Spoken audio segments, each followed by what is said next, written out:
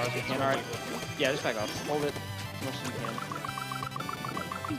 Don't ask. It's fine, it's fine, it's fine. I know what you're trying to do. Oh my god, the Bruins literally passed right by me. No way. Oh No my. way. Go! Go! Go, Lila! Get it! Get it! Get it! Yes! Let's go! Let's go! Nice. Has this ever happened to you? It's one of the most disheartening things that can happen in this game. You just stop the Rainmaker push, and just as you're building up some sort of momentum, the last player alive on the other team was sharking in your base all along and takes the Rainmaker for a KO. For lack of a better term, I'm just calling this strat a Rainmaker sneak attack, or just a sneak. Whether you like it or not, the unique design of Rainmaker makes this a relevant strat. The freedom of the mode allows players to decide how the objective moves, and as long as it's popped, you can pick it up anytime and anywhere on the map. Nice. Yeah, got me. Here's one. Wait, going back. Behind the block, behind the block. Nice. Oh my god. As usual, there seems to be little discussion about this, so I decided to give it a quick rundown. Today, I'll explain how you can perform this technique, how to stop it, and how it affects the way that Rainmaker is played. First, we should define what exactly a sneak attack is. Essentially how it works is, say your team has just made a push, got stopped, usually fairly deep in enemy territory, and one player is still alive on the enemy side of the map, hiding in a position that the enemies are not aware of. The idea is that the enemy team will pop the Rainmaker and leave it there to reset, before pushing out of their side to try to get back into mid. This leaves nobody back by the Rainmaker to defend, but the Rainmaker is still sitting there, free to be picked up by anyone.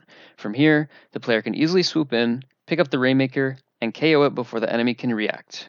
The logic behind this is that after stopping a push, the defending team's priority shifts to regaining as much ground as they can, especially if they're losing. They'll usually reset in this situation because they typically won't have enough map control to push right after stopping an enemy push. One assumption that is made by teams that just made a successful stop is that no enemies will be on their side of the map, especially if they're not paying attention to respawns, and may think one of the players on the HUD is respawning when they're actually very much alive. They're also less likely to do a thorough job painting their spawn as a result of this. Performing a sneak attack takes all these behaviors and abuses them hard. You can shark on their side of the map because they're not likely to paint the spot you're sharking if you pick a good spot, and they likely won't anticipate that any player on your team poses a threat in the first place. Because they're trying to gain ground as quickly as possible, chances are they'll be long gone by the time the Rainmaker resets, and have no chance to catch you in the act. Once they get the alert that you've picked it up, it's too late. It may seem like a rare occurrence, but it's a strategy that will instantly lose you the game if you don't defend it. While it's true that there's often nobody sharking, ignoring the risk that somebody could be there might lose you the game.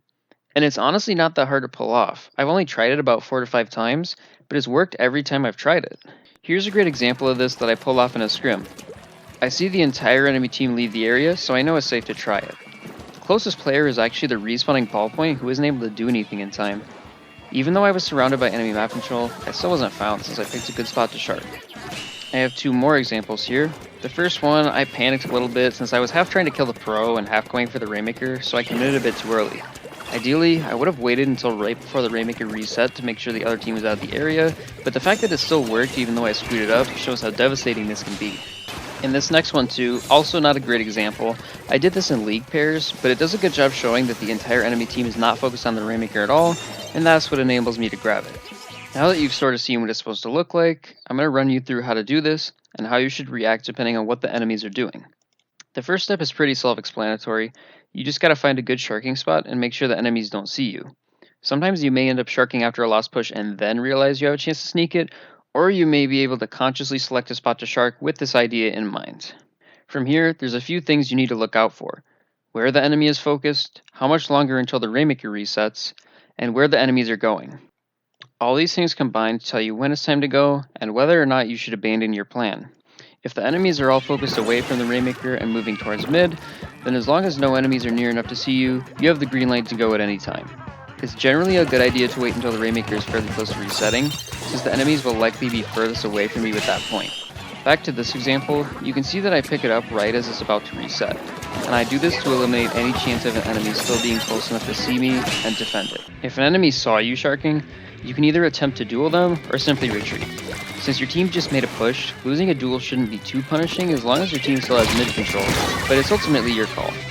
Retreating removes the chance of you sneaking by, but it also means you occupied an enemy player for a bit without giving up your own life. If you duel them and get the kill, Pay attention to enemy locations. The player you kill will have called you out for sure by this point, but if the enemy is far away and focused elsewhere, you might still be able to sneak the Rainmaker before they can defend it. It's essentially a judgment call. Here's an example from another player where an enemy is back there to defend, but he's able to win the duel, and because the other team is so far away, he knocks it out anyway. If an enemy hasn't seen you sharking, but you're worried that they will find you because they're heading your way, you can either take a risk that they'll go past you, or shark them and go for the kill, which again becomes a judgment call. If you choose to take the risk, your chances of getting the Rainmaker are better, but you also might die for little to no reward if they find you. If you go for the kill, there's a good chance you win because you're getting the jump on them and it's not a fair duel. Once you get the kill, it's the same situation as before, but this time you probably won't get called out as quickly since they won't be able to call you out before they know where you are. So the enemies will be a bit slow reacting compared to if you took a straight up fight with an enemy who sees you.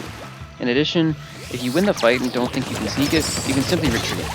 Your team still has a big advantage because of your pick, and the enemy might waste more time going back to defend you even if you don't plan on picking it up. As far as what sharking spots are good, it's map dependent, but generally you want to find an obscure corner that the enemy will be likely to skip over when painting, and it has to be close enough to the Rainmaker that you won't give them time to catch up to you if they see you. Another thing to keep in mind is that popping the Rainmaker paints a lot, and if you're sharking below the pop as the enemy gets it, you'll get your feet painted if you're too close, which will probably ruin your cover and get you killed or force you to jump if anyone sees you. The last main thing to keep in mind is that you'll need to have a plan for painting a path for yourself. The area around the Rainmaker will be surrounded by enemy ink after the pop. Since the Rainmaker itself doesn't paint well, you want to try and paint a path before you pick it up if possible. Back to this example, you'll see that I paint the barrier before picking it up so I don't have to hesitate once I have it. This won't work as well if you're further away than I am here, but it's still a good idea to paint some sort of path towards the goal before you pick it up, even if you can't paint all the way to the goal. You can paint the rest of the way with the Rainmaker.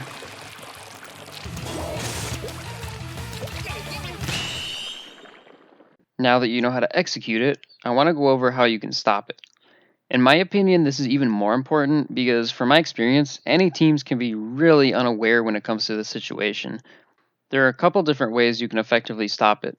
The first is to pick up the Rainmaker and bring it out. If you think you have a good opportunity to immediately counter push, this can be a good option. It's also a good option if you still have the lead, because if you die with the Rainmaker in mid, you aren't losing much. But if you're losing the match and need to set up for a strong push, the chances of you getting a good push starting from deep in your own territory are slim to none, especially if you don't have mid yet. Lastly, if someone is sharking there, they might just shark you anyway and kill you as you bring the Rainmaker out. It may not give them a game-ending sneak, but it's still very detrimental to your team because it delays your ability to get back into mid and forces you to commit resources to getting the pop again. The second and much more effective way of dealing with this is to counter shark them. Basically, you wait near the Rainmaker in a position where you can easily kill them if they pick it up, and stay there until it resets back into mid.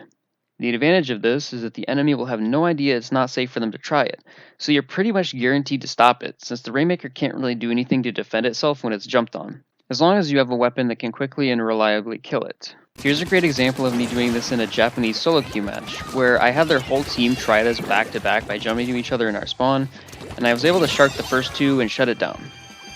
The only issue is that in order to do this, you have to commit a player to defend it, meaning it's one less player helping you regain map control in mid.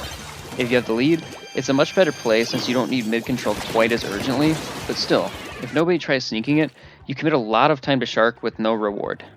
However, there is a way you can tell whether or not anyone is around sharking you. If you're really deliberate about tracking respawns and which enemies are alive, you can tell whether there is an enemy unaccounted for or if they're respawning.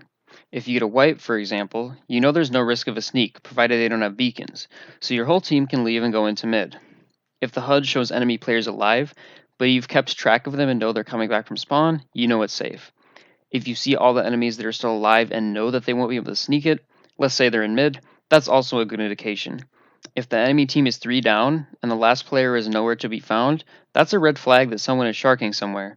Using these tips can help you minimize situations where you shark the Rainmaker for no reason, or push into mid when there's still a threat, so you can maximize efficiency. Lastly, subs like Point Sensor, Autobomb, and even a strategically placed beacon can help you find enemy players and eliminate the threat, forcing the enemy to retreat. If you find an enemy sharking with one of these, it's important to not commit hard to getting the kill. If you duel them and lose, they might be able to grab the Rainmaker anyway, and end the game if you don't have teammate help. At this point, you may be wondering how sneaking the Rainmaker is even viable if the solution is this easy. Well, first of all, a lot of teams, and not just in solo queue, I mean actual comp teams, don't actually keep any of this in mind, and it'll always be a threat as long as players aren't defending it properly.